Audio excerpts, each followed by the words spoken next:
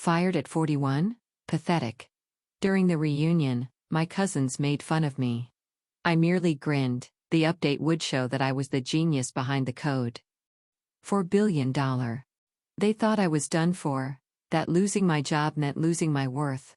What they didn't realize was that I was about to become the headline they couldn't ignore. Family dinners at the Barrett estate in Scottsdale had always been more performance than tradition. A polished stage for Ivy League degrees, six-figure bonuses, and real estate flexes. My name is Marcus Delaney. I'm 41 now.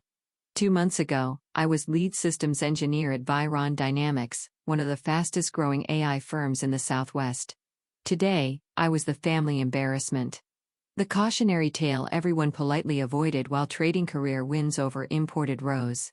Did you hear about Marcus? Poor guy. Guess not everyone's cut out for tech. I stood by the stone fountain near the guest house listening to my cousin Chloe brag about closing a 10-property deal and her twin brother Reed drone on about fintech disruption. Everyone loved a disruptor, unless he wore a quiet smile and wrote code instead of press releases. Marcus, Reed called across the patio with a smirk. We were just talking about career resets. You in? He couldn't resist the dig, and I didn't mind. Because while Reed played investor and Chloe chased sales commissions, I had spent the last year quietly building something far more powerful and dangerous. How's job hunting? Chloe asked, swirling her wine. I checked my phone. 6:03 p.m. Mountain Time. Right about now, Viron's internal systems were waking up to the hidden release I'd buried deep in the codebase, a data transparency protocol that regulators, journalists, and whistleblowers would eat alive. You know, Reed said, real success is about vision. I smiled. Exactly. And the world was about to see mine in every headline. Let them laugh. The code was already running. All eyes turned, waiting for the so-called family failure to crack. I glanced at my phone again, 6:04 p.m. Let me tell you what really happened at VA on Dynamics. 4 years ago, I started a personal project, not some flashy app or fintech gimmick, but an adaptive AI security system built to detect, counter, and evolve against cyber threats in real time. I named it Argus. While my colleagues obsessed over minimalist dashboards and VC-pleasing demos, I worked in silence, brick by brick, algorithm by algorithm. I built something alive, an AI that could learn from attacks, outmaneuver intrusions, and protect networks like no other. But I wasn't foolish. I'd seen too many engineers have their work stolen, buried, or resold. So I embedded a hidden verification sequence, a digital signature, dormant unless very specific conditions were met. 2 months ago, Viron's new CEO, Max Dresden, called me into his corner office. Marcus, he sighed, not even looking up. We're shifting direction. The board wants lifestyle AI, not defense-grade systems. Your project is done. I tried to explain. He cut me off. We've already sold the code to a private buyer, and we're letting you go. I signed the paperwork, let them think they won. What Max didn't know was that Argus wasn't finished. It was just waiting. And tonight, right as their systems ran a scheduled update, Argus would wake and announce its true creator. You should have gone into sales, Marcus, Reed sneered from the patio, grinning like he'd won something. I smirked just as my phone vibrated. Breaking. Former Virion engineer tied to revolutionary AI expos. Chloe raised an eyebrow. Job offer? Not quite, I said, tucking my phone away. Evan snorted. Pretty sure the diner's still hiring dishwashers. Better save me a seat then. 6:05 p.m. Mountain Time. Somewhere in downtown Phoenix, inside Virion Dynamics' sleek steel and glass HQ, Max Dresden was probably rehearsing his Monday morning media statement, the one where he'd bask in the spotlight of Argus, the crown jewel of their innovation pivot. The same Max Dresden who once told me, real leaders don't write code, they buy it. The same Max Dresden who sold my life's work without flinching. The same Max Dresden who, in about 60 seconds, would find out what happens when you dismiss the so-called obsolete engineer. Actually, I said, raising my voice above the soft of jazz and clinking glasses, why don't we all check our phones? Things are about to get newsworthy. Reed scoffed. Chloe rolled her eyes. Across the patio, Trevor, the youngest of the Barrett cousins, barely 26 and already unbearably smug, snorted. "What's this? Some revenge app launch?" I didn't answer. I just looked down. 6:06 p.m. My phone buzzed first, then Chloe's, then Reed's, one by one, the yard filled with startled tones, notification banners lit up like fireworks across every screen. Rhiannon Dynamic stock suspended amidst code authorship scandal. Reed's grin vanished. Chloe's wineglass tilted in her hand. Trevor cursed under his breath. "What the hell is this?" he asked, voice cracking. I took a long sip from my glass and smiled. "Oh, just a harmless little system update," I said. Argus came with a, let's call it a digital truth serum. More alerts popped up. DoD freezes $1,300,000,000 cents. Deal pending investigation. Former lead engineer claims ownership of breakthrough AI. Trevor stepped forward, pale now. "Marcus, what did you do?" I set my glass down, pulled out the beat-up laptop I never let go of. "Want a demo?" I asked. "You all love demos, right?" They leaned in silent. I logged into a secure feed showing Argus's verification protocol in motion. Lines of code streamed down the screen, timestamps, cryptographic markers, digital footprints, all tracing the AI's core framework directly back to me. 5 years, 2 months, 19 days, every line of logic, every sleepless night, all of it. My eye kept my tone steady even as adrenaline surged. That's how long I spent building Argus. 5 years. Nights, weekends, holidays, while Max Dewsden and his so-called visionaries strutted across stages, sipping cocktails at innovation summits, bragging about tech they didn't even understand. Across the patio, Aunt Helen rose, and Chloe's mother gasped as her phone buzzed again. "We're on Dynamics under federal scrutiny for AI ownership fraud." "But they fired you," Trevor stammered, his earlier arrogance melting. "Didn't they own everything you did?" I turned my laptop toward them and pulled up a second window. "Actually, no." I opened an email thread. Max Dresden's breezy approval to experiment with prototype code on their sandbox server. Dated, signed, stamped. You see? Argus was never a very on initiative. I built it on my own time, on my own machines. The only reason it ever touched their system was because I asked, and he signed off. When they sold it to the defense sector without attribution, they activated the trigger, a passive watchdog that recorded every shady move, every edit, every leak, and waited for the right moment to speak. Reed leaned closer, his bravado gone, replaced with dawning dread. "So that billion-dollar contract built on stolen tech," I confirmed.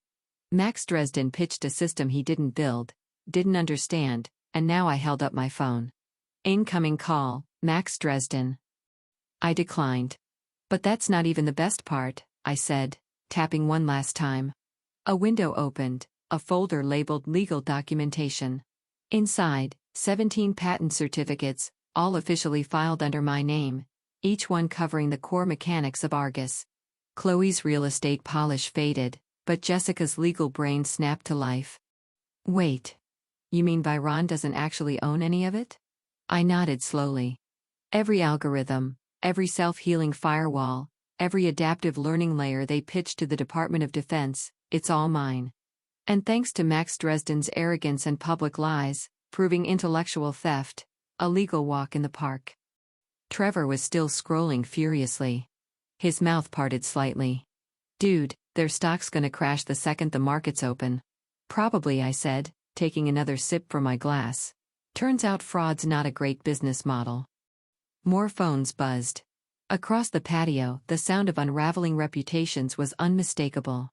Relatives paced, whispered, tried to hide their screens, but the damage was already done. "Why wait?" Reed finally managed to ask. "Why wait this long? Why let them fire you if you had the upper hand?" I thought about all the developers who were quietly erased, the engineers whose names were never in the press releases. "Because," I said calmly, "justice deserves an audience, and some people only learn when they lose everything they never actually built." My phone buzzed again. A new message preview lit up from Sarah Martinez, CEO, Oracle. Subject, Argus. Impressive integrity layer. Let's discuss over dinner next week. I tilted my screen so Reed and Chloe could see it. Apparently, I said with a small grin, my guest coding skills still have a market.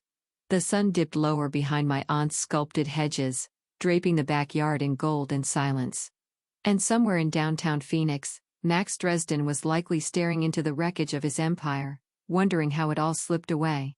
Tomorrow would bring headlines, lawsuits, subpoenas. But tonight belonged to the truth. I stood beneath the amber glow of patio lanterns, watching the expressions on my family's faces shift. It was like a slow-motion domino effect, one by one, the truth finally registering. That real value doesn't come from LinkedIn posts, leased Teslas, or inflated startup valuations. Sometimes it comes from silence. From patience. From being the one they all ignored. Sometimes it comes from writing code so elegant, so unbreakable. It didn't need applause, just timing. Reed's phone rang, probably a panicked LP. Chloe was furiously thumbing through contacts already in damage control mode. Trevor just stood there, slack-jawed. The shiny world he idolized cracking in real time. I glanced at my watch, 6:30 p.m. Argus had done its job. The truth was out. And across Phoenix's glowing skyline, a very expensive lesson about underestimating builders, the quiet ones, had officially begun. 1 month later, I sat in Oracle's headquarters in Redwood Shores. Sarah Martinez stood confidently at the front of a sunlit boardroom, wrapping up her presentation.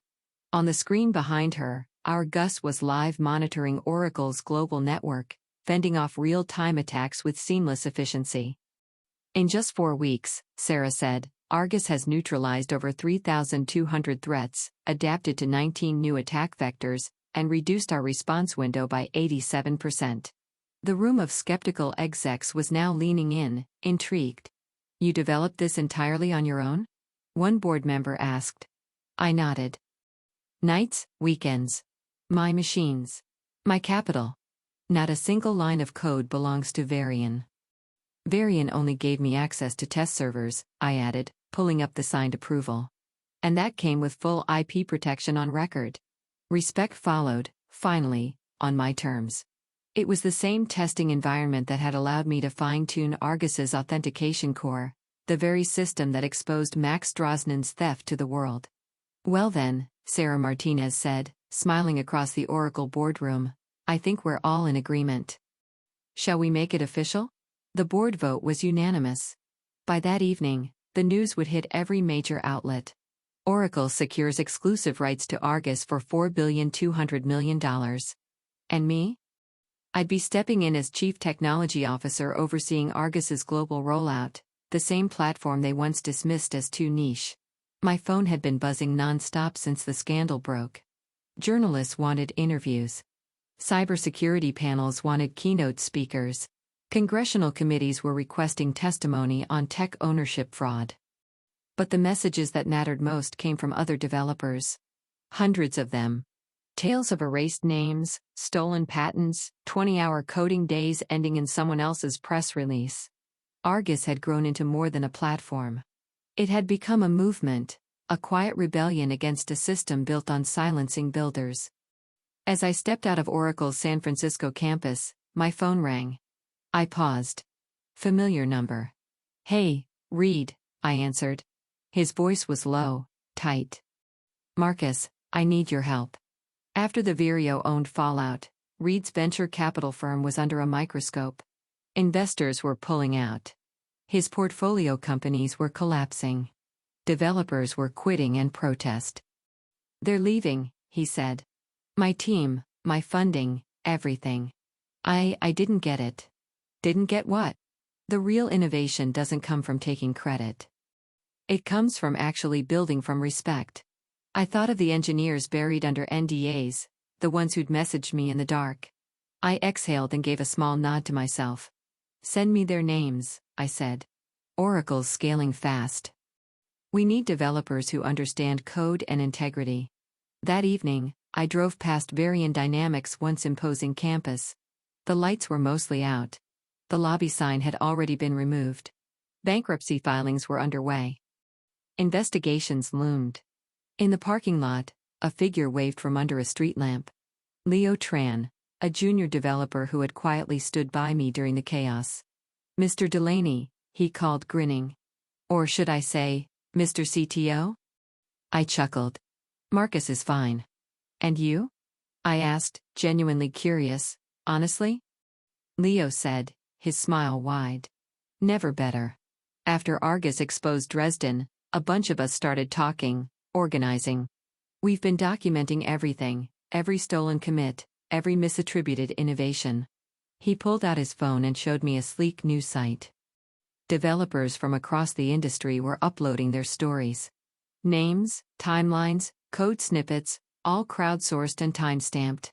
"We're calling it the Argus Pact," he said proudly. "A framework for protecting developer rights. Think of it as an open-source defense system against corporate theft." I stared at the screen. What had begun in my home office was now a global movement. "Send me the link," I said.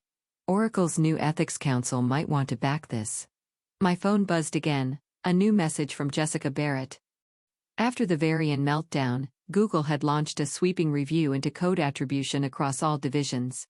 Jessica, once the rising legal star, had been asked to step down, pending investigation into misrepresentation on several past deals. The silence that followed felt different now. Not emptiness, but justice, finally catching up. And for the first time in a long time, I allowed myself to smile without restraint. "I get it now," her message read. "Why you stayed in engineering instead of chasing titles? Real power doesn't come from taking credit. It comes from building something that lasts."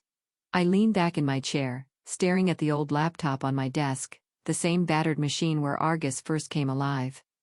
Cross continents, Argus now protected critical infrastructure, intercepted thousands of cyber attacks, and quietly safeguarded entire economies from collapse. But that wasn't its greatest impact. The real legacy? It was the awakening it ignited. Stronger IP protections, mandatory attribution protocols, and a growing developer rights movement demanding justice for those who actually built the digital future. My phone buzzed again.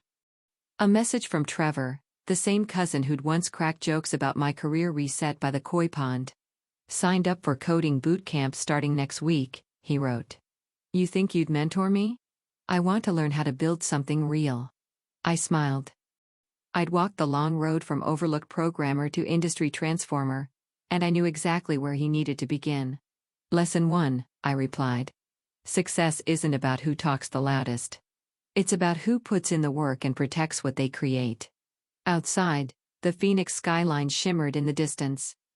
Tomorrow, I'd walk into Oracle headquarters as their new chief technology officer.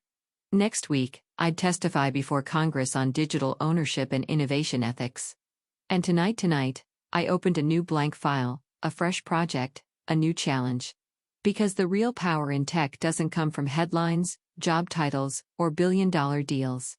It comes from the people willing to stay up late, solve the problems no one else wants to face, and write the code that holds everything together. Every function, every loop, every line. It all tells a story. Am I? Mine rewrote the rules. If you've made it this far, this isn't just about me. It's about every builder, every creator who's ever been talked over, written off, or stripped of credit. If you've ever had your work stolen or been told you weren't enough, I want to hear your story.